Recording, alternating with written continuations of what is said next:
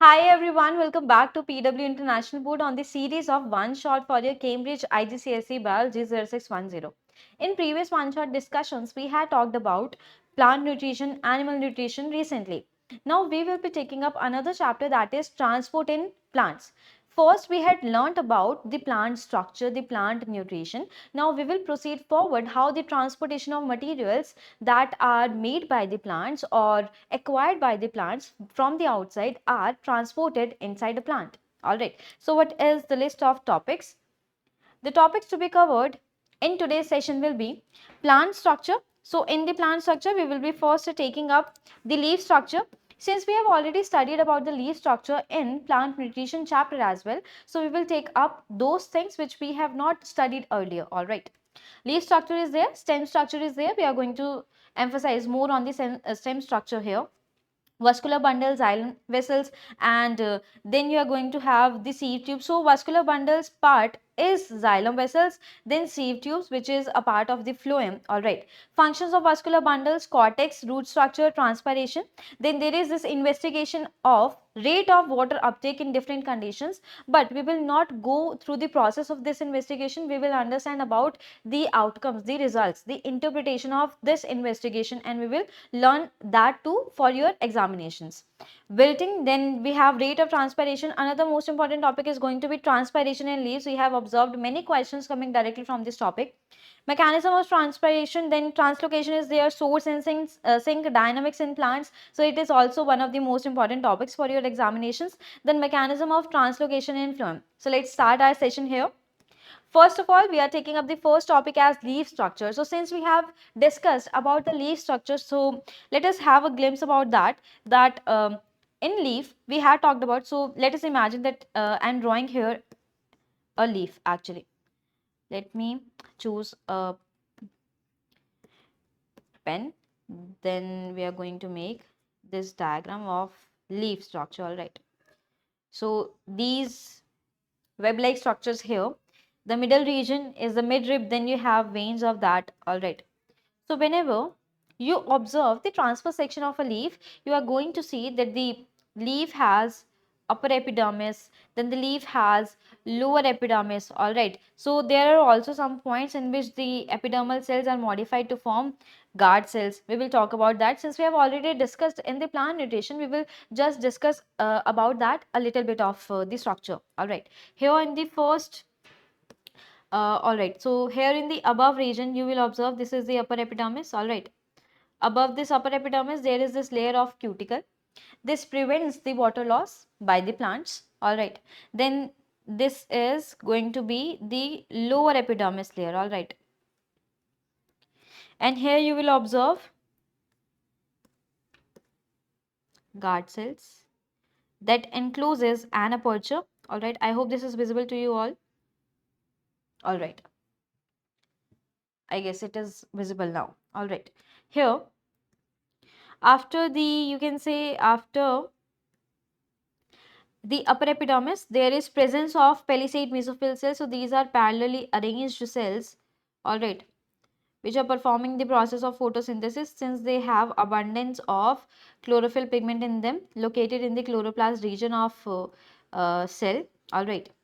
Then after that, below this layer, you are going to observe the spongy mesophyll cells, all right.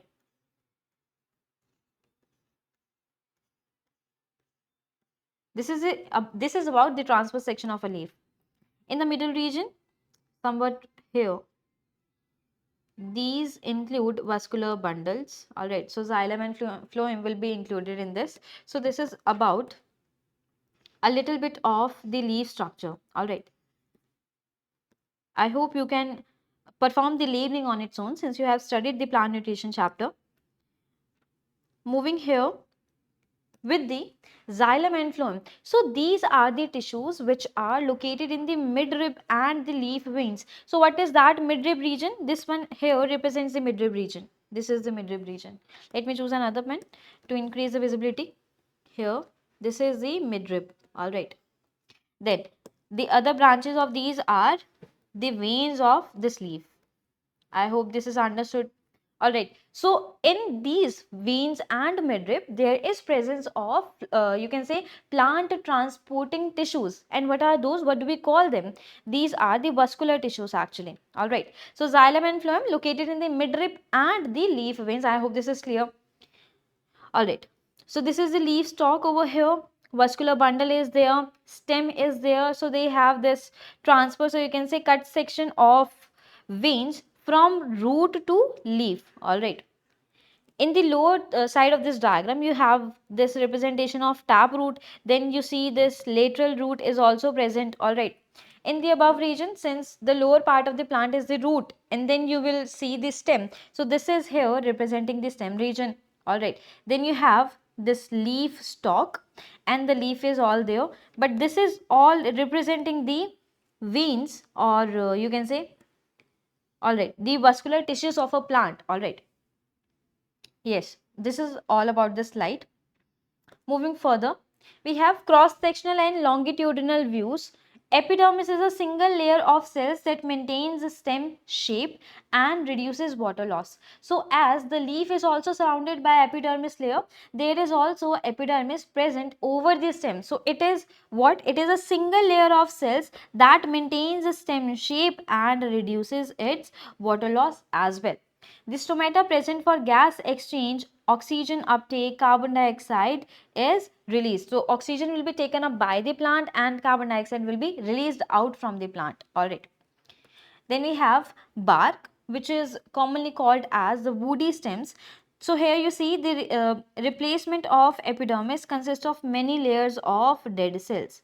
Here on this diagram you will see that this is a transverse section. So let us assume that this is the stem. You will cut it horizontally. So you are going to observe the transverse section of the leaf, or you can say stem. We were talking about stem. So on cutting this particular part horizontally, you will observe the transverse section of the stem.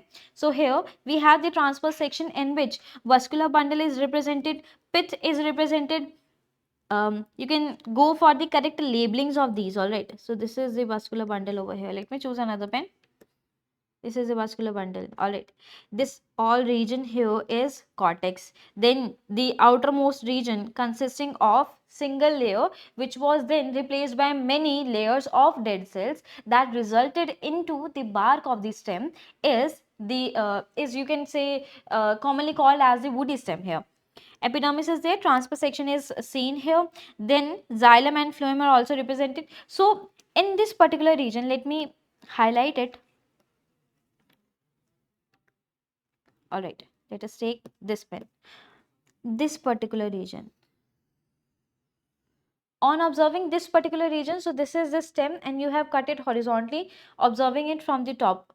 So you are going to observe this ring-like structure. All right. This is all about the illustration part. All right. We are going rough about that. So this is the top part in which you are going to see the vascular bundles. This is the vascular bundles arranged here.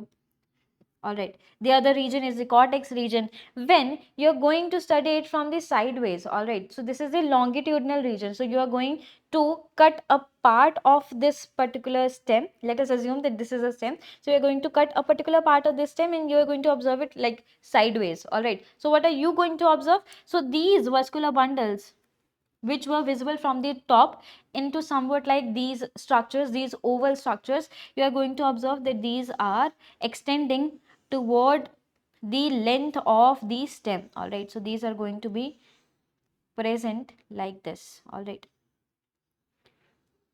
So this is about the stem here. This is the stem. I hope this is clear. So this one here represents the top region, and the lower region to this is representing the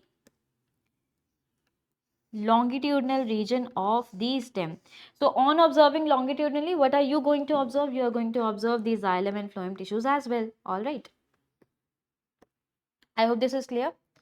Shall I keep this diagram or erase it? All right. So I'm going to erase this part here.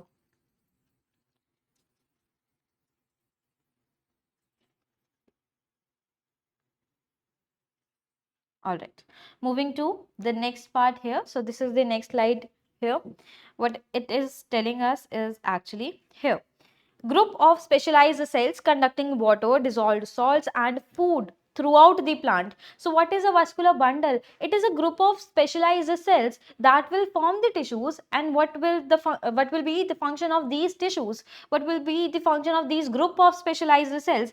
These will transport water. These tissues will transport water inside a plant, dissolved salts inside a plant, food throughout the plant as well. All right, so there will be two different kind of tissues for the, you can say, for the transportation of water and mineral ions, and there will be another tissue for the food transportation. That will be further, you will observe in the later discussion of this chapter, that you are going to say that this is particularly translocation of the food items. All right, food in roots, stems, leaf stalks and leaf veins connecting as a transport system. So all of these tissues combining together consist the transport system of a plant. Main tissues, what are those main tissues which are performing the main task, that is transportation of water, transportation of food inside a plant, is going to be first, that is the xylem, second is the phloem. So xylem is the tissue that conducts the water and minerals inside a plant, and phloem is that tissue that transports food substances in the form of sugars. And what is that main, you can say, main form of transporting this sugar? That is, yes, you can guess it, that is sucrose. So first we obtained the glucose from the photosynthesis process, then we converted this glucose into the sucrose, which is another sugar. Alright. Xylem vessels are a part of xylem tissue. Since it is a tissue, right? So xylem is a tissue. It consists of many different type of specialized cells. One of them is xylem vessels. So what are those? These are derived from cells in the xylem that carry water. These are series of long cells joined end to end. So they are going to form the vessels. All right. They must be somewhat cylindrical in shape. All right. Here there must be one diagram. Yes. Going to the next slide. All right. Here you have maturation process. End walls are digested away to form continuous tube as a plant ceases growth. So whenever the plant has attained, you can say, maturity and has grown much in size, so whenever the plant decides to cease its growth, the end walls are digested a way to form a continuous tube, as you can see in this particular diagram here, which is representing conducting structures in a plant. So on the left hand side, the cells forming a xylem vessels, and on the right hand side, the cells forming a phloem sieve tube. This is a part of a phloem tissue actually. All right. So let us just keep this in mind whenever we are studying about the phloem and phloem sieve tubes. First of all, let us focus on the xylem vessel on the left hand side here. So these are the thickened bands, and this is forming a continuous tube like structure here. These are called as the xylem vessels, in which it is already stated that it is a series of long cells which are joined end to end. Moving further, here we have functional role of these xylem vessels. It is very important as per examination view, since there have been many direct statement based questions about the structure, about the function, about the deposition of something. All right, so you must have encountered few questions coming from this statement of xylem vessels. Functional role, what is the functional role of these? Despite the death of cytoplasm, so these cells are basically dead. Lignified walls facilitate water transports. So due to the presence of lignin, there is transportation of water through these xylem vessels. Supporting cells, xylem also contains lignified fibers providing structural support. So there are fibrous elements also which provide the structural support. So let us not go deep into the discussion about these structures. So just make a clear picture in your mind that xylem vessels have lignified walls. These are for the transportation of water. That's all that you need to understand about the xylem vessels. Talking about the phloem tissue, in which we are talking about the sieve tubes. Conducting cells in the phloem remaining alive, these are the live cells. All right. Forming sieve tubes. Vertical columns of cells with perforated end walls called sieve plates. So these are the sieve plates here. As you can see, I hope it is visible to you all. This particular plate over here, this particular plate. Let me choose another pen. This one is that part which is being referred in the definition above. So it has some structures that resembles to be a sieve-like structure. That's why this is known as a sieve plate. Cytoplasm of the cell is also there. Then we have these are the pore-like structures present on the sieve plate. Alright. Perforations allow substances to pass from cell to cell. Cell walls are not lignified. So phloem sieve tubes are not having cell walls which are lignified, as you can found in the Xylem vessels cell walls. Xylem vessels have lignified cell walls, but phloem sieve tubes do not have lignified cell walls. So let me mark important over here.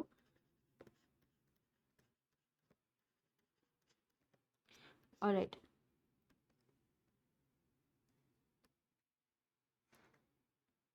Yes, this was the important part of this discussion.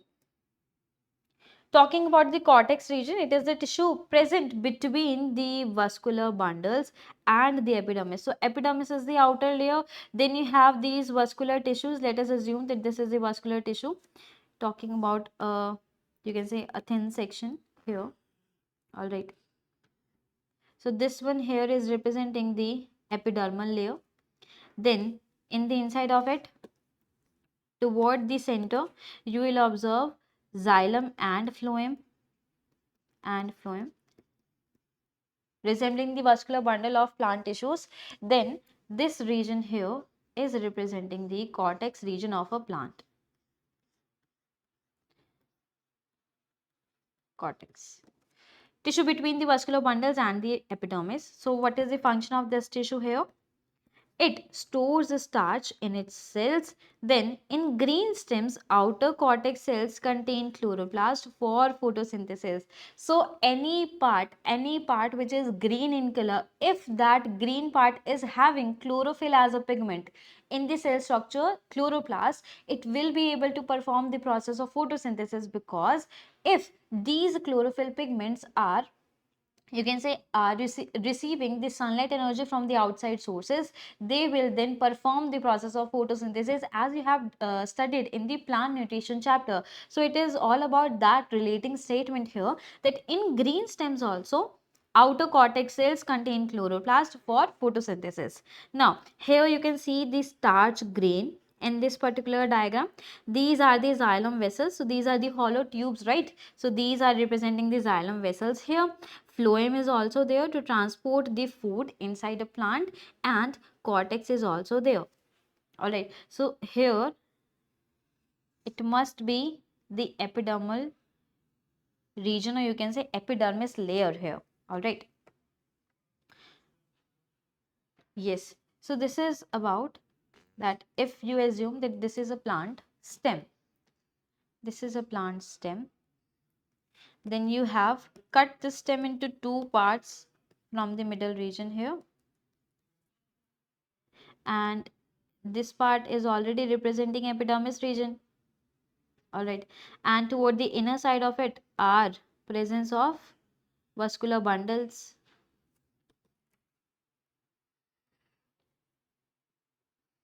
These are the vascular bundles, and in between these you will found the cortex tissue. I hope this is clear, right?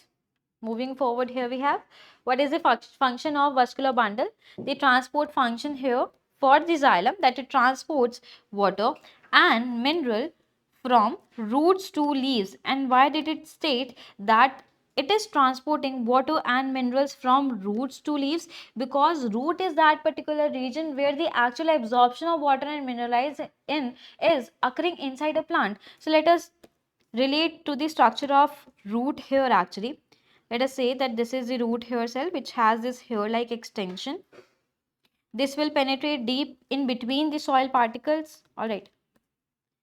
So again, choosing this color for representing the soil particles. All right. Here. Then this root hair cell, let us simply write that root cell is there. then transports the water and mineral ions towards the next region, that is the root cortex. All right, this is going to be cortex region. After that, the water and mineral ions will be received by xylem vessels. These are xylem vessels here, and from that these xylem vessels will be forming the midrib, then the branches in the leaf of these midrib that further constitute the veins of a leaf will transport the water to the leaf of a plant where actually the photosynthesis is occurring. So to carry out the process of photosynthesis, plant require water, and water is absorbed from the soil. So from for absorbing the water from the soil, the plant has root hair cell that can penetrate deep into the soil. So these are actually soil particles here. All right. What is phloem doing here? It is transporting the sugars bidirectionally. So let us talk about the direction of, you can say, transportation of water and transportation of food also. Let us have a pointer for that. So choosing a different pen for that. No, again, yeah, this seems pretty good. Here, let us see if we have another space. So we'll utilize this space over here. All right. Flow of water inside a plant is going to be unidirectional. Why unidirectional? Because it is always going from the root hair cell toward the growing shoot. All right, so it is you can relate that the movement of water is actually from down to the upward of a plant. All right, from bottom to the upside of these plant structures, wherever it is utilized, basically the water is utilized by the leaves, so it is growing to the leaf. It is going to the leaves actually. So flow of the water inside a plant is going to be unidirectional. And talking about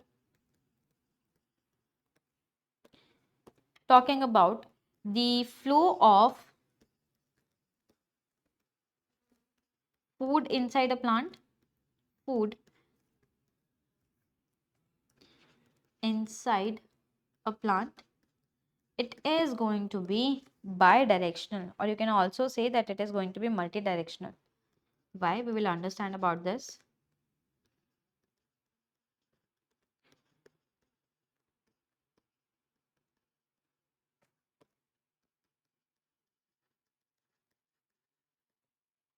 So where is the food synthesized actually? It is synthesized by the leaf of a plant.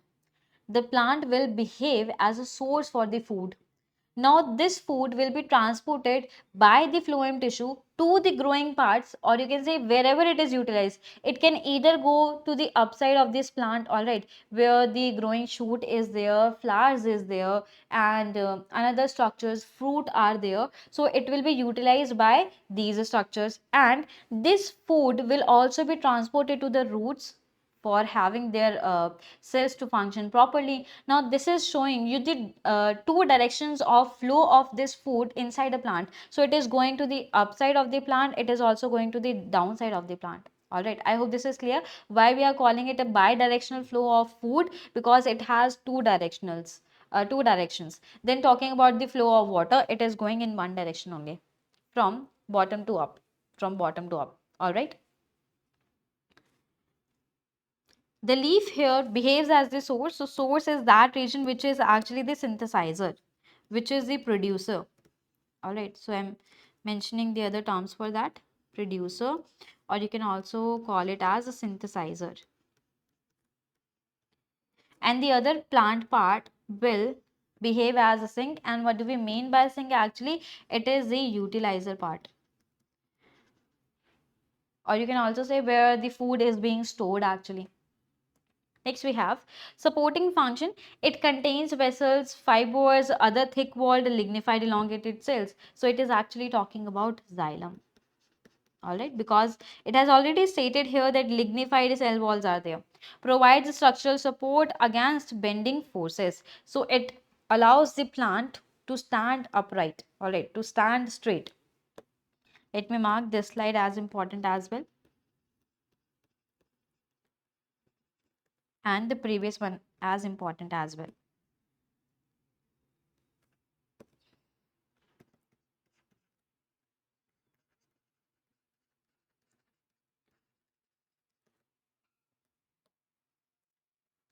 The stems have vascular bundles that are arranged in cylinder beneath the epidermis, resist sideways bending due to wind because it has thick lignified cell walls of the xylem vessels, so it will not allow the plant to bend easily whenever there is, you can say, high pressure caused by the winds, so it will stand up straight.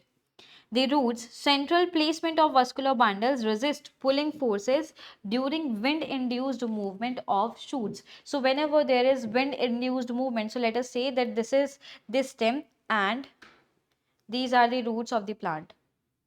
Let me, all right, here, yes, yeah, this is quite resembling a plant structure.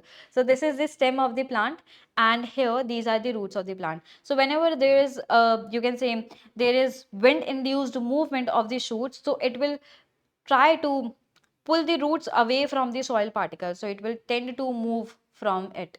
All right, so what is preventing this movement of roots away from the soil? That central placement of these vascular bundles. So whenever we are talking about the root structure, the roots are also having the vascular bundles in between, in the central region of that. It resists pulling forces during wind induced movement of the shoots. Leaf veins, the network of veins support soft mesophyll tissues, as we have already discussed in the first slide as well, in the plant nutrition chapter as well. Resist stresses to prevent the tearing of leaf tissues easily. So these are also supporting the plant structure. These vascular bundles are actually having structural support in the plants. Alright, let me mark this slide as important as well.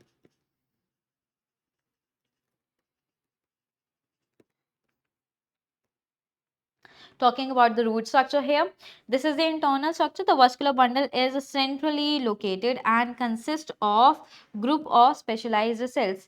So here in the middle region you will observe that this is the vascular tissues over here. These are the vascular tissues. All right, this is all representing vascular tissue. All right, these cells conduct water and water is conducted, as you all know, it is the xylem tissue. Dissolved salt is also transported by the xylem tissues. Then you have food which will be translocated by the phloem. Unlike this stem where vascular bundles form a cylinder in the cortex, the roots vascular bundles are centralized. So in the stem region actually, so let us say that this is the stem part. All right, this is the stem part here, in which these vascular bundles were arranged somewhat like this. In the root system, in the roots actually, here,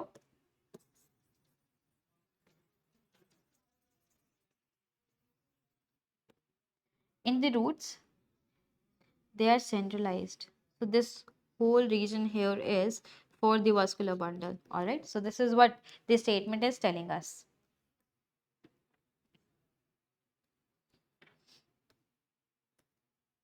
Then the other statement here says, all right, unlike this stem where vascular bundles form a cylinder in the cortex, and here comparing the roots vascular bundle, these are centralized.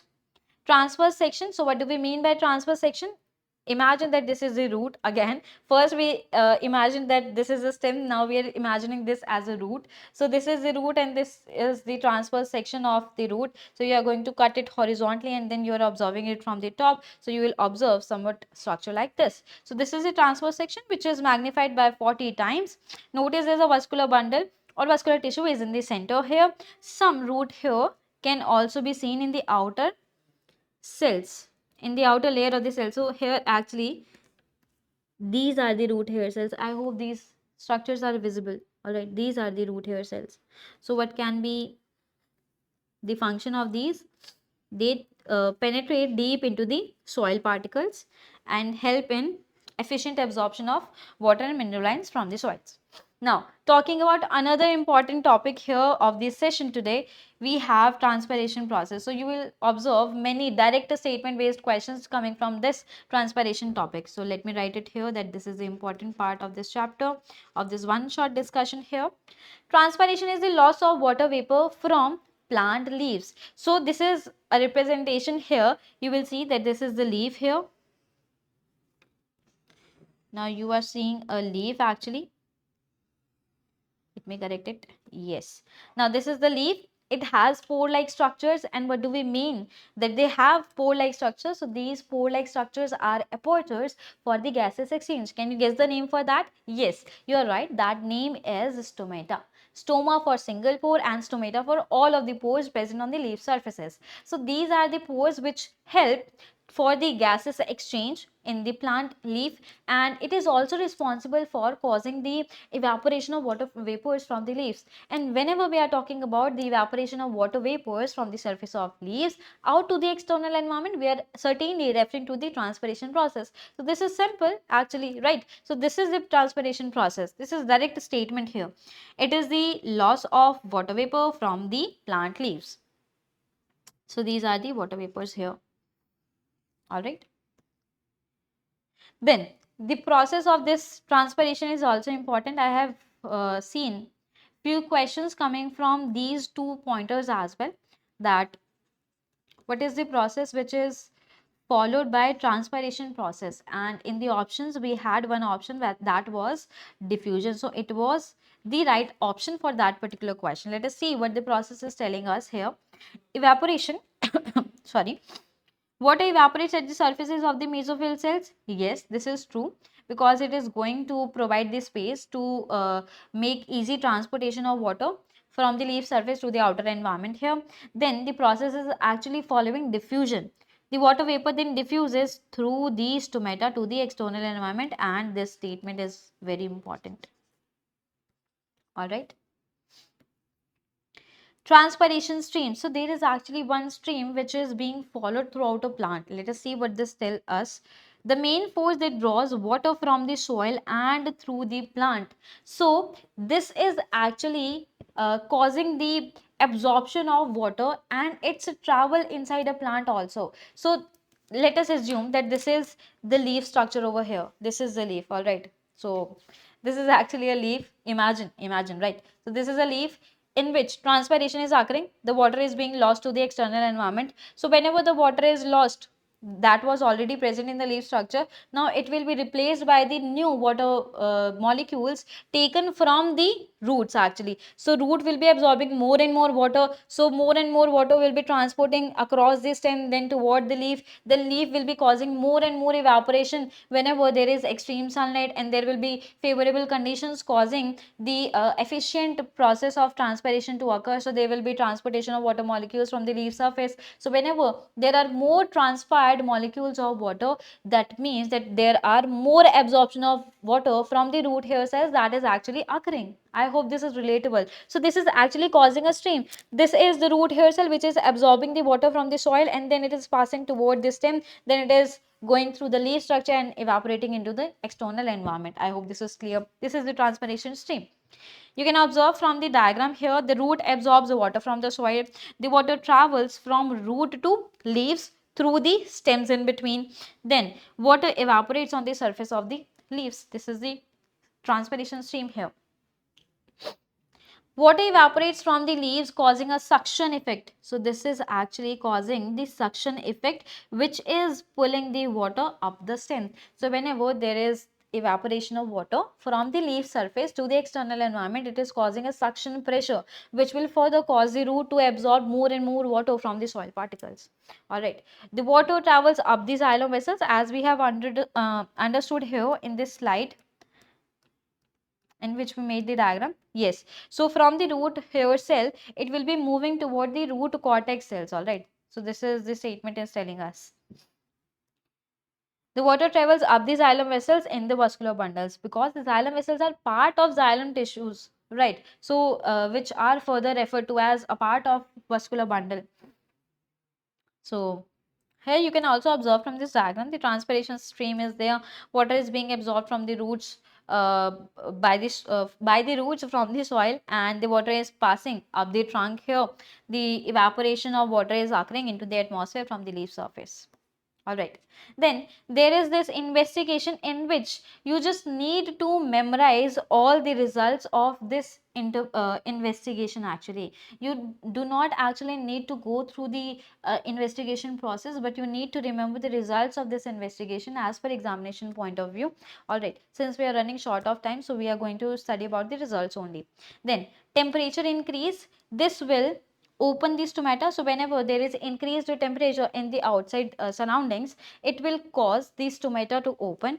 There will be increased water evaporation, because stomata are the structure from where the gases exchange is occurring, but it is also serving as the point of evaporation of water from the leaf surface to the external environment. So as the stomata opens, there will be increased water evaporation by the stomata and raise the transpiration rate. So whenever you increase the temperature surrounding the plant body, there will be increased transpiration rate. So one factor which is affecting the transpiration rate is actually the temperature. Then you have this air movement increase. So whenever there is more motion in the air molecules, there will be increased evaporation. This will further increase the transpiration rate and the uptake rate as well, because the uptake rate is considered talking about the root hair cells, which are actually absorbing the water particles, or you can say water and mineral ions from the soil. Then if the humidity is increased, there will be decreased transpiration. And what do we actually mean by humidity? Humidity is the amount of saturation, you can say the saturation of the air surrounding the plant body. So whenever it is highly saturated in the water molecules, there will be less diffusion which will be occurring from the leaf surface to the external environment. So leaf structure is there will be decreased transfer of water molecules from the leaf surface to the external environment, because it follows the process of diffusion. Now what do we mean by diffusion? Actually, it is the transport of molecules from a region of high concentration to a region of low concentration. Now you have to you can say you have to relate the concentration gradient as diffusion occurs. So whenever we are talking about diffusion, there must be a concentration gradient. And now when we have increased the humidity here, the leaf and the external environment will almost have the same kind of concentration of water molecules. So there will be a slower rate of transpiration from the leaf structure to the external environment. So if the humidity is increased, the transpiration rate decreases due to higher leaf humidity. I hope this is clear. Then there is this interpretation here which is telling us that change one condition at a time for clarity in results. So let us understand, if you are studying about the effects of changing temperature on the transpiration rate here, so you have to keep the other things at constant. All right, so considering humidity, considering the wind speed, considering the air motion, all right, so you have to keep the other factors as constant in order to study the correct you can say results by changing the temperature. Ensure readings is stabilized to confirm effects. This is the second interpretation. Continuous readings might show trends in uptake rates under varying conditions. So you are going to change the temperature, because we have understood, we have took this example of changing temperature here. So we are relating this statement to changing the temperature. On changing the temperature, you will observe varying readings. All right, so continuous readings will be observed. This will help us to understand the concept of transpiration in a better way, because it will show some kind of trend in the uptake rates under varying conditions, though initial readings may reveal noticeable trends. I hope this is clear to you all. Moving to transpiration in leaves, and this is for the students which are studying supplementary of the syllabus, that is for the extended students. From now onwards, we are going for the extended part of the syllabus only. All right, the process of transpiration which is provided here. Turgor pressure in leaf cells applies outward pressure on the cell wall. So what do we mean by this Turgor pressure? Let us understand. So let us imagine that this is a cell. This is a plant cell actually. and here I am making the cell wall of a plant cell. All right.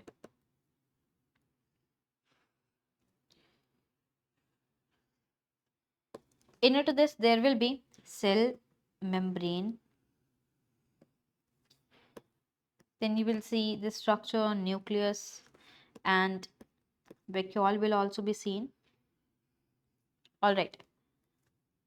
So whenever this cell is placed in solutions that has high water potential compared to this particular cell. So whenever we talk about the water potential, actually the water potential let us understand the movement of water actually.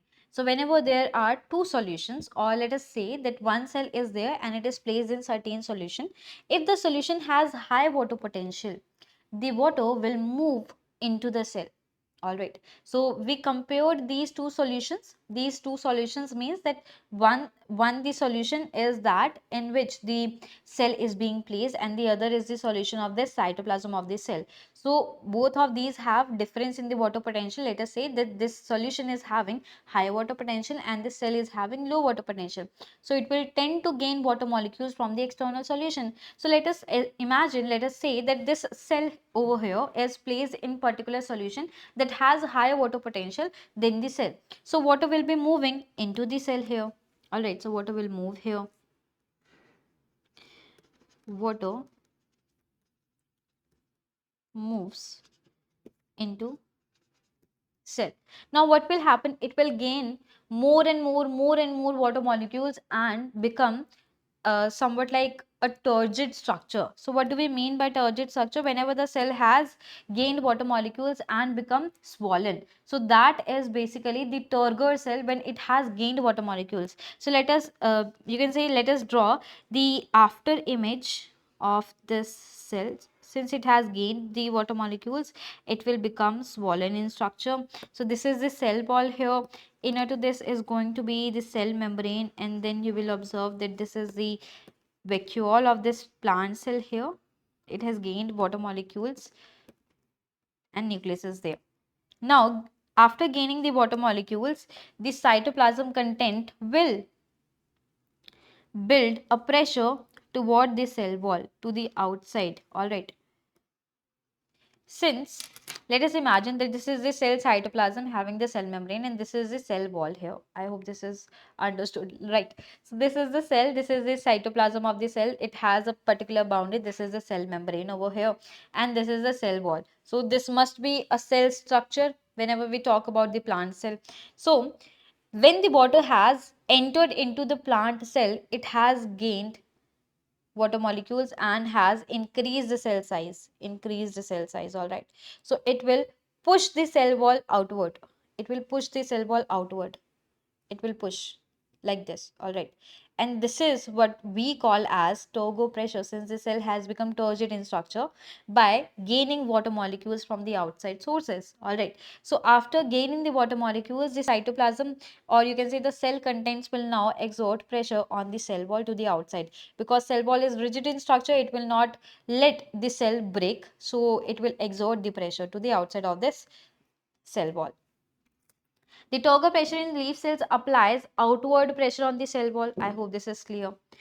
Water is forced out of the cell wall, evaporating into the airspace between the cells. Now, the water, because it has entered into the cell, it is generating a pressure to the outside of this particular cell structure to the cell wall here. So, by this movement, the water molecules will diffuse out from the cell, right? So water is forced out of the cell here, which is, since it has moved out from the cell, now it will evaporate into the airspace between these cells. I hope this is clear. All right. Process of transpiration here has two another pointers. The water vapor passes through the mesophyll air spaces and out of the stomata by diffusion. So all right, so we have observed questions coming from this particular slide also in the theory papers. All right, so this is important as well, and this particular statement is important. This one, all right, this is very important. This loss of water vapor from leaves is known as transpiration process. Showing the turgor pressure over here. Here, this is on the left hand side is representation of turgid cell that has gained water molecules and have become swollen in structure. So it is exerting pressure to the outside of this cell membrane toward the cell wall, and with that the water has moved out of the cell and then evaporates into the mesophyll air spaces and then out of the stomata by diffusion. Transpiration in leaves, air spaces and the stomata here. So these are actually, try to recall what this structure is telling us, right? So these structures here, let me choose another pen. These structures here, what are these structures? Yes, you can guess them. These are guard cells. All right, these are guard cells which are enclosing pores. And what are those pores? These pores are stomata. These are stomata. Alright. So leaves contain many air spaces in the spongy mesophyll cells become saturated with water vapor. This sentence, this particular statement is also important as per examination point of view. Let us get back to the first slide here, in which we have drawn the diagram of a leaf structure.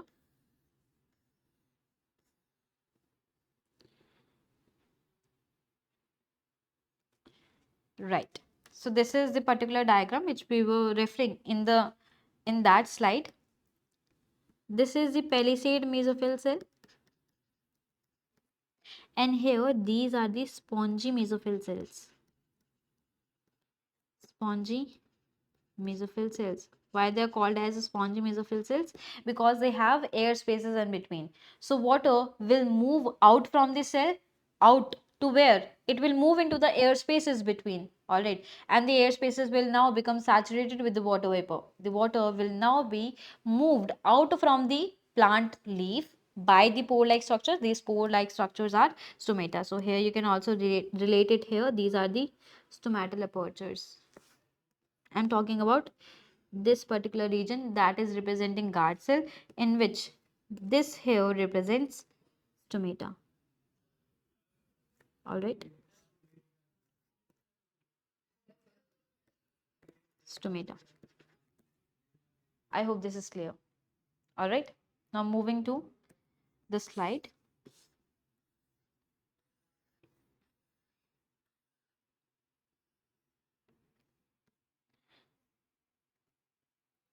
Hundreds of stomata, mainly on lower epidermis, allow water vapor to diffuse from high concentration in air spaces to lower concentration.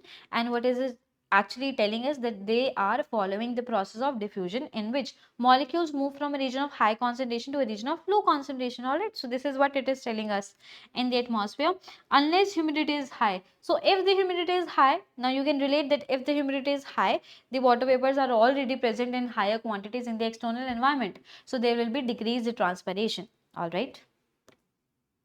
Water replacement. So how is the water replaced whenever there is suction, whenever this transpiration stream occurring in the plant? Cell walls losing water, replace it from the nearest vein. So let us just, this is a simple statement, I guess this is understood, but let me just explain it to you. This is the midrib region here. These are the veins of the leaves. So the cells over here, these cells, the epidermal region have the modified epidermal cells that encloses pore-like structure. These are the stomata. Now stomata is letting the water being lost from the leaf surface here. Now this, since the cell has lost water from its structure, the water will be again replaced by the nearest vein. So these cells over here will gain the water from the nearest veins. Alright, the water will be moving from the veins toward these cells. It is spreading out in the leaf surface. Alright. The cell walls losing water replace it with from the nearest vein. Most water travels along the cell walls without entering the cells. Thousands of leaf cells evaporate water, creating a large surface area. So this is all what I have just made you understood through this diagram. Water replacement, another point here, more water is drawn from xylem vessels. So whenever there is more transfusion, more diffusion of water molecules from the surface of the leaves to the external environment, there will be more water which is drawn from the xylem vessels in veins to replace the evaporated water. Then these xylem vessels will be getting more water from the root cortex cells, and there will be a huge demand of water by the root cells, right? Water is pulled through the xylem vessels and up the stem from the roots by transpiration pull, strong enough to lift water 50 meters or more in trees. So this is all about the extended part of the syllabus, all right.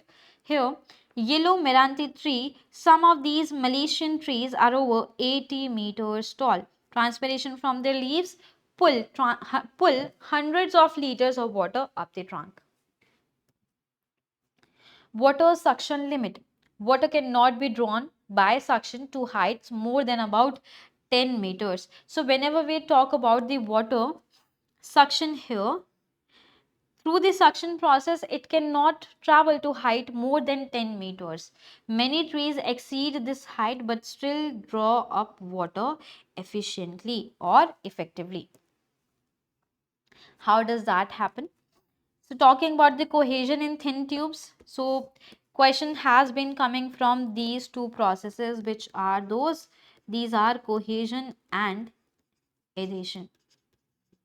So this particular slide is also important here. Let me mark important.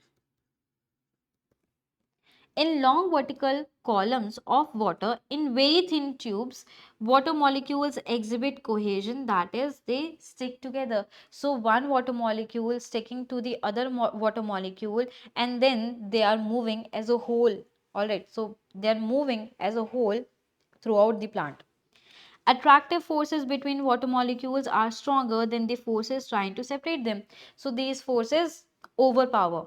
Transpiration stream pulls up in thin threads of water, resisting the tendency to break, because cohesion is there, which is the attraction force between the water molecules. All right. Challenges in water transport. So what are the type of challenges that we see in water transport inside a plant here? Some xylem vessels may contain air pockets. Yes, they do contain air pockets. Then what will happen? Despite air pockets, the total water flow is not significantly affected, because it will have a slight impact on the transportation of water volume. And despite these air pockets, the total water flow will not be affected significantly. There is not a huge difference in the water transport here. Water movement in cells. Water passes along cell walls and a small amount passes through the cells. Talking about the wilting process here. So water passes along the cell walls. It has moved through the cell walls, and a small amount of water is actually passing through the cells also. When a leaf loses water, leaf cell is losing water, its turgor pressure decreases, because turgor pressure can only be seen whenever it has gained more and more water molecules. So whenever the cell is losing the water molecules, the turgor pressure will decrease ultimately. Water in the cell wall enters the vacuole to restore the turgor pressure. So to restore this turgor pressure, which is decreasing actually, the water in the cell wall will enter the vacuole. So water in the cell wall enters the vacuole to restore the turgor pressure here. Alright, so here xylem vessel is represented on the left hand side. On the above region, most water travel along the cell walls, and a little bit, or you can say small amount, passes through the cells also. Evaporation from the cell walls is occurring here.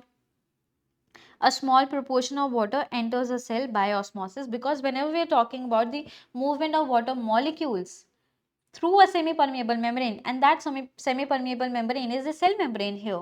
So osmosis is actually the process in which there is movement of water molecules through semi-permeable membrane, or you can call it as a partially permeable membrane, or you can also call it as a, you can say, selectively permeable membrane, which is the cell membrane here.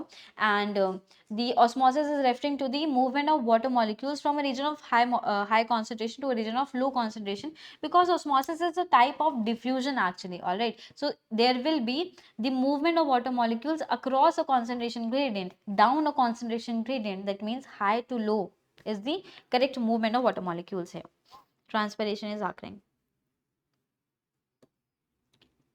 water shortage conditions. So whenever the water is not available in enough quantities, cell A, all right, so cell A may get water by osmosis from cell B more easily than B from xylem vessels. So cell to cell can have more efficient water from each other than this cell having a connection to the xylem vessels. So reading the statement again, the cell A may get water by osmosis from the cell B more easily than the cell B from the xylem vessels, right? Mesophyll cells lose water faster than they can absorb it from vessels, leading to wilting. So what do we mean by wilting actually? It is losing the water faster than they can absorb it, and this is the particular condition of the plant leaf when it has lost much water molecules from it. All right, there can be this condition seen in the high light intensities, high sunlight intensities. All right, this is actually resembling the wilting. Effects of water loss. So how the water loss is affecting the plant actually here? The water loss from the vacuoles causes the cell to lose turgor and become flaccid, because turgor is that condition in which the cell has gained water molecules, and flaccid is that condition in which the cell has lost the water molecules. So it has become flaccid from the turgor. All right, the water lost from the vacuoles will cause the cell to become flaccid from turgor. A leaf with flaccid cells, a leaf with flaccid cells become limp and stem droops. The stem is also drooping. The plant losing water to this extent is said to be wilting. It is about the wilting process here. All right. This is these arrows are actually showing the movement of water molecules inside the leaf here. Xylem vessel is represented, intercellular space is represented, evaporation is there, movement between the cells is there, section through the leaf blade is represented in this diagram, water vapor is being moved out from the stomata region. Here you are seeing that this is resembling the, it is representing the stoma, which is one pore like structure. All right, and these red arrows are showing the direction of movement of water. Rate of transpiration here. Transpiration is the evaporation of water from the leaves, right? Factors that increase or reduce evaporation affect transpiration similarly. So if it is affecting the evaporation, which is actually losing the water vapor from the plant leaf surface, then it will ultimately affect the transpiration. Humidity, as we have discussed earlier, it is going to be the same. On increasing the humidity, the transpiration will be decreased because the evaporation has decreased. Evaporation will occur when there is a concentration gradient. One is having the high concentration of water molecules, the other is having low concentration of water molecules, and then the movement of water molecule will occur. But when the high humidity conditions are there surrounding the leaf surface, there will be decreased transfer of water molecules between these two regions. High humidity, that is large amount of water vapor in the air, slows down transpiration as air cannot accept more water vapor from the plants. All right. So this diagram is actually, all right. We can move forward here. Right. This is of no significance here. Moving to here. In dry air conditions, water vapor diffuses rapidly than it is absorbed from the soil, from the leaf to the atmosphere, speeding up the transpiration. So by speeding the transpiration, it has lost much and much water molecules to the air, to the atmosphere, and it has become somewhat like this. It has become dried. Wind speed is the another factor in which it is affecting the, you can say, transpiration rate here.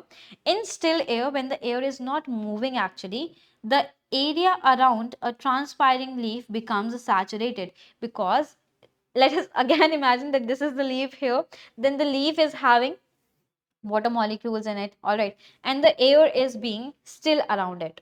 The air is not moving around it. The water has lost from the leaf surface and has come into the air spaces here. Now the water has already lost from the leaf surface and entered to the external environment, and the external environment is still, it is not changing. So what will happen? It will slow down the transpiration rate. There will be no further transpiration that will occur from the leaf surface actually here, because the two surfaces, two regions here are not having much concentration difference. In moving air, so whenever the moving air is present, so this leaf surface, the air was here and the water has moved from leaf to the external environment here, and the air has moved. So there will be fresh air, there will be more air spaces, the water is again moving toward the external environment, the air is moving. It is not like that, that air is coming here and receiving the water molecules and moving away. The air is moving. We are just imagining a condition in which the air molecules were present for quite some time, and then the water diffuses from the leaf surface here. All right, so it is continuously moving and the water is being lost continuously from the leaf structure here. In moving air, the water vapor is swept away as fast as it diffuses out, speeding up the transpiration. Talking about temperature, temperature causes more and more evaporation of the water molecules as there is opening of the stomata whenever increased temperature conditions are there. Warm air, sorry, warm air holds more water vapor than the cold air, because the cold air is having temperature difference that is not allowing it to hold much of water molecules into it, but the warm air is having spaces in which water vapor can be held. Increasing evaporation or transpiration rates, sunlight warms the leaves, increasing the rate of evaporation of water. So this is the same. If we increase the temperature, there will be more increased open stomata, there will be more evaporation, and ultimately more transpiration will be there. All right, and we have come to another important statement over here. It is also important as per examination point of view. This is important. While solving the past year papers, while solving these questions taken from past year papers, you will observe that there are certain questions that have direct statement based or fact based concept applying to this topic of translocation here. What is translocation? It is the movement of sucrose. And what is sucrose here? It is majorly the you can say form of sugar in which the plant is moving its food sources from one region to another, and amino acids also in the phloem from source to sink. And what do we mean by source? It is the producer or the synthesizer, or we can say the sink is actually that region where it is, where the sugar sucrose and you can commonly call it as sugar, and the amino acids are being utilized. So translocation is the movement of these two substances across the plant from source to sink by the phloem tissue, and this is the you can say actual statement which have multiple type of questions coming in previous examinations. Talking about xylem sap, it contains a very dilute solution. Dilute solution means that there are less molecules of solute in a solution. Phloem sap, it may contain up to 25% dissolved solids, mainly sucrose and amino acids. So it is more concentrated comparing it to the xylem sap. Evidence support that sucrose, amino acids and other substances are transported in the phloem. So there are evidences that sucrose along with amino acids and other substances are transported by the phloem, but the main two sources here are, two substances here are sucrose and amino acids. All right, keep that in mind. Xylem and phloem here representing one-way flow is there. And why do we call it a one-way flow? Because it is coming from the root and going to the leaf. That is one direction only. Water and mineral is the movement of the substances through these xylem tissues. No end walls between these cells is another feature of the xylem vessel here. Stiffened with lignin. So there is deposition of lignin in xylem vessels. On the other hand, talking about the phloem, they have two-way flow because the water is moving upside to the growing shoot, and it is also moving toward the growing root. Two directions are there.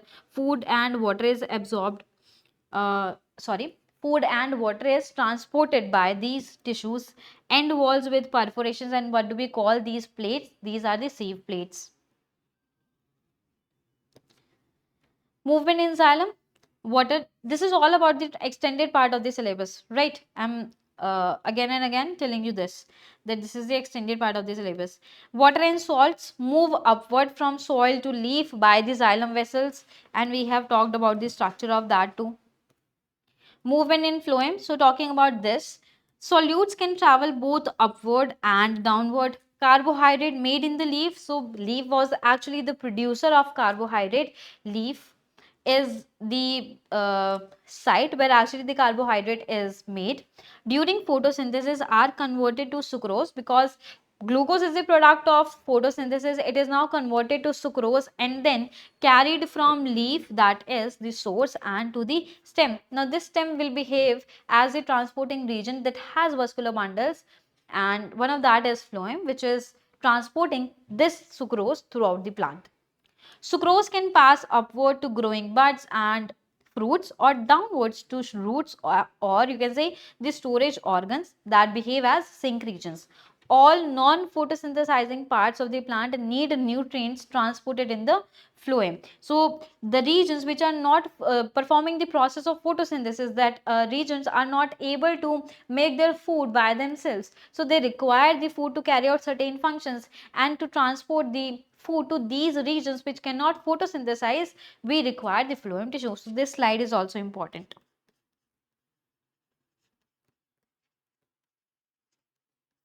Right. Substances can travel in both directions simultaneously in the phloem. Alright. It is also moving upward, it is also moving downward, it is occurring simultaneously. No end walls between the cells, two-way flow is there, water and food can be transported. Insect feeding on phloem. So some insect use syringe-like mouth parts to remove liquid from the phloem vessels. So they are actually extracting the, you can say, carbohydrate, extracting the food which is made by the plants by not consuming the plants directly but indirectly, as they are feeding on the phloem sap here. So aphids are one of those insects which feed on phloem sap, and the pressure can force sucrose solution through their gut, causing sticky liquid droplets to ooze out from their anus. So these are the aphids which are feeding on a rose plant over here. Right. Bud development. Talking about the source and sink dynamics in plants, it is important as per examination point of view. It is important.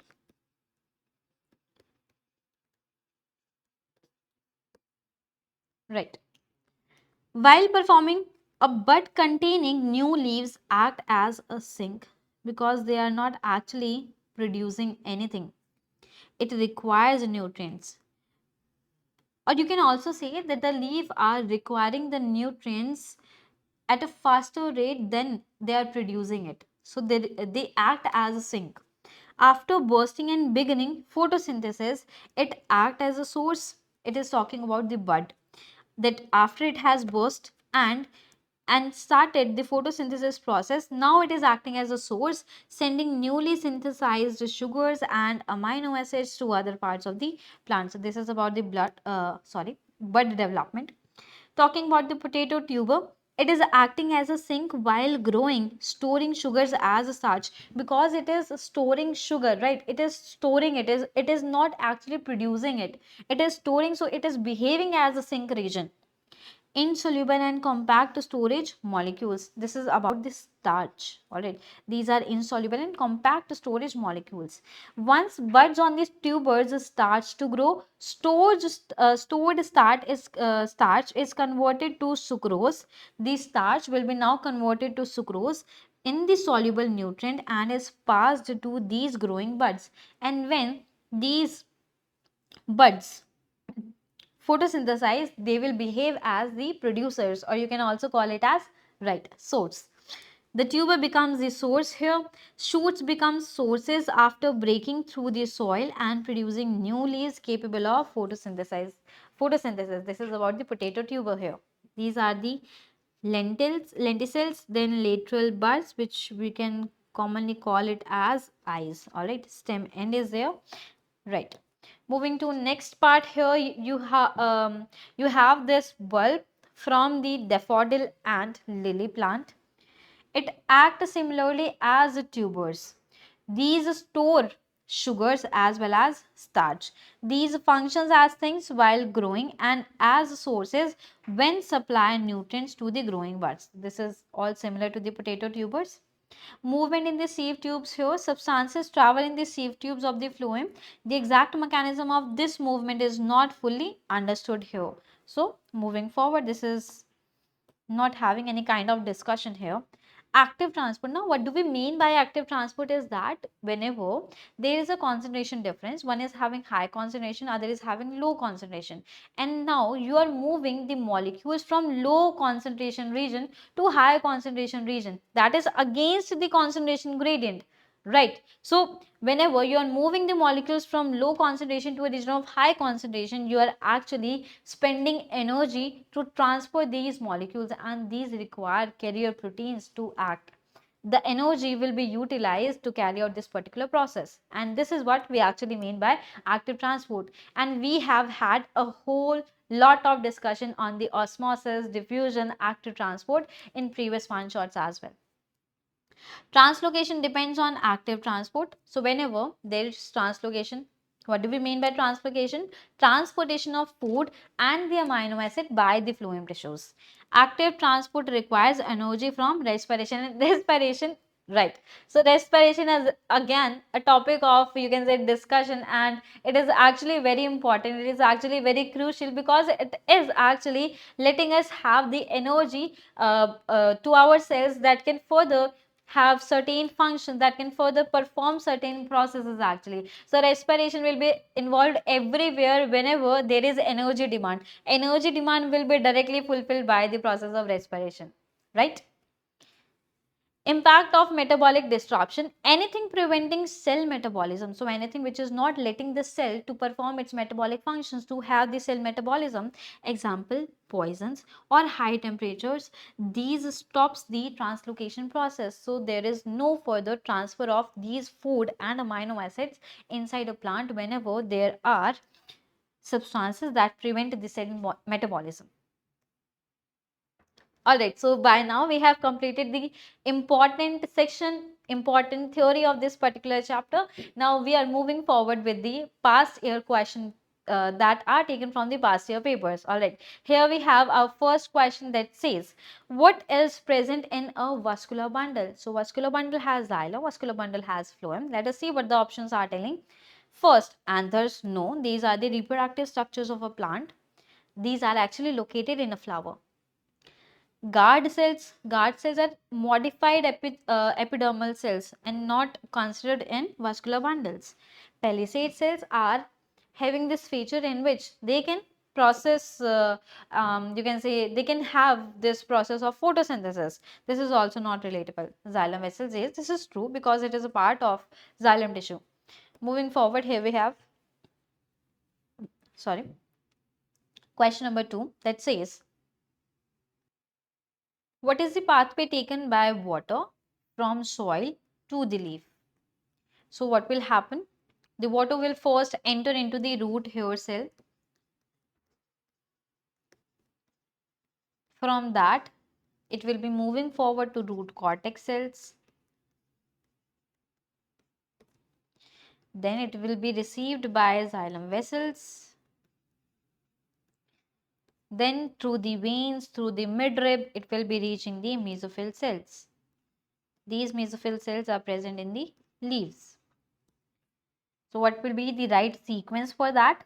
Root hair cell coming at first, then root cortex coming at second, then xylem, and then mesophyll. Option B here is the right answer. Question number 3 here says, which statement describes transpiration process? Now I told you that statement based question will be coming from the topic transpiration, translocation as well. Water is pulled upward by active transport. No, this is having no sense over here, as we have discussed much about the transpiration process. It is a passive process actually. What is pulled up from the roots by phloem. So phloem is not the particular tissue which is responsible for transporting the water inside a plant. This is incorrect. Statement C here says water move by osmosis inside the xylem vessels. No, because the osmosis involves the passage of water molecules from high to low region but through a semi-permeable membrane here. Alright, this is incorrect. water vapor diffuses out of the leaves. Yes, this is true. Water vapor, when they are diffusing out of the leaves, that is actually they are moving across a concentration gradient. This is termed as transpiration process. I hope this is understood. Moving to question number 4 here, that says the diagram show a section through a root and a section through a stem. So here on the left hand side you have this longitudinal, sorry, this is the transverse section actually. So this is, let us imagine that this is a stem, then you have cut this horizontally and you are observing it from the top. So you are going to observe the right side of this diagram. And again, talking about the root structure, so imagine that this is the root and you are cutting it from here, from the horizontal surface, and you are observing it from the top. So you are going to observe left hand side of this diagram. So on the left hand side root is there, on the right hand side stem is there. Let us see what the question is saying. In which tissues are amino acids transported? Now, amino acids are transported by phloem tissues, right? By phloem tissues. Alright. So, you have to identify which of these numbers are representing phloem. So, xylem will always be located toward the inner side of vascular bundle. So, on the left hand side where the root is there, 2 must represent xylem. And 1 is here representing then phloem. On the right hand side, since I have mentioned here that xylem will be located toward the inner side here, these are most of the times, all right, according to your syllabus, you have to say that on the inner side there will be presence of xylem, on the outer side there will be phloem. So 4 is representing xylem and 3 is representing phloem. So what are those tissues which are transporting the amino acids? First and third. Option A is our right answer. Then we have question number 5 that says, when is the transpiration rate of a well watered plant highest? So what are those conditions which will actually increase the transpiration rate? As we have understood, increasing temperature, decreasing humidity, increasing the wind speed. Now going through the options one by one. On a cool, alright, so on a cool, dry, windy day, we have observed that cool is not going to be the right condition. There should be hot environment for increased transpiration rate. So this is incorrect here. B option is also going to be incorrect. C option here is on a hot, dry, windy day. So wind is blowing, right? Dry conditions are there, means the water saturation is very low and hot condition is there. So C is going to be our right answer. D has hot, that is correct. Wet is not the right condition. All right, windy day is the correct one. Question number 6 here says, which sentence explains the importance of vascular bundles for photosynthesis? Now we have to go through the statements one by one. Statement A says vascular bundle transport carbon dioxide to the leaf. And how does that occur? The carbon dioxide transportation through the leaf surface is occurring by stomata actually, and water, you can say the vascular bundles are not involved in it. The vascular bundles are concerned with the water transport, concerned with the food transport, and not considered with the carbon dioxide. So carbon dioxide gas exchange is occurring through the stomata. So this statement is going to be incorrect here. B statement here says vascular bundles transport oxygen to the leaf. Again, oxygen is a product of photosynthesis. It will be utilized by the plant if they want to carry out the process of respiration, that is particularly the aerobic respiration. When the aerobic respiration demand has been met, the oxygen will be moved out into the external environment, and this is again occurring through the stomata and not through the vascular bundles. The vascular bundles will not be involved in this kind of transport here. This is incorrect. Statement C here says vascular bundle transport starch to the leaf. Now it transport starch, that is true. Let us assume that this is true, and sucrose was going to be more appropriate substance here. Let us say that food bundles is transporting starch, let us assume, but it is not actually moving the starch to the leaf, right? This leaf itself are the synthesizer, the leaf itself are the producers, so it will not behave as the sink, it will be behaving as the source always. So this is going to be incorrect. Or you can also call the statement as incorrect, and you can write the correct statement for that as vascular bundle transport sucrose from the leaf, right? This is understood. Statement D here says vascular bundle transport water to the leaf because the water transportation here is occurring by the xylem tissues, and xylem tissues are a part of vascular bundle. So D is going to be our right statement, right? Moving to question number 7 here, that says which feature of xylem vessels. Alright, xylem vessels provide support to the plants. Now, since we have already studied in the theory discussion that due to the presence of lignin, the stems are not easily bending whenever there is, you can say, pressure from the wind. Cells are joined end to end. This is not the correct factor. No cell contains no cross walls. Lignin is present. So, due to the presence of lignin, the plant is having some support. Question number 8 here says which change in an environment factor will increase the rate of transpiration. So again you have to select the factor here. Decreasing the humidity will increase the transpiration. As we have just understood in the theory discussion, this is true. Decreasing light intensity means you are ultimately, you can say decreasing the temperature. Now decreasing the temperature will reduce the evaporation and ultimately reduce the transpiration. This is incorrect. Decreasing temperature, again it will decrease the transpiration rate, and decreasing wind speed will also decrease the transpiration rate. Option A is going to be our right answer. Then you have question number 9 here, which statement describes translocation. As I have stated earlier that translocation have questions. So questions will be coming from translocation topics, which are going to be direct statement based or fact based questions. Statement A here says movement of amino acid and sucrose from source to sink in the phloem. Yes, this is true. Amino acids are moved, sucrose is moved from the source to the sink, and the transporting tissue is going to be phloem. This is true. Statement A is going to be right option. Statement B says the movement of amino acid and sucrose. Yes, this is true. From source to sink in the xylem. This is incorrect. The movement of amino acid and sucrose from sink to source. Here it goes incorrect. The movement of amino acid and sucrose from sink to source in the xylem. This is incorrect, and this is also incorrect. Moving to our question number 10. Desert plant have evolved to survive in places where little water is available.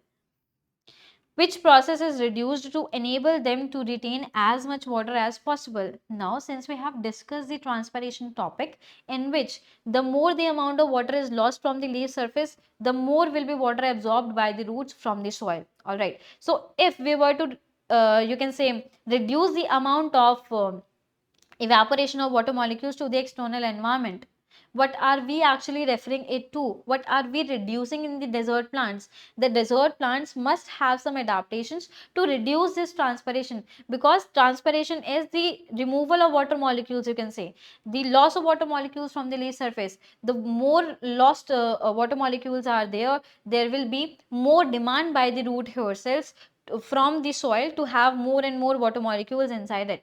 Because the conditions are not having much water availability, you can say the transpiration will be limited in the plants that are growing in dry climatic conditions. All right, so first is transpiration. Yes, A is going to be the right option.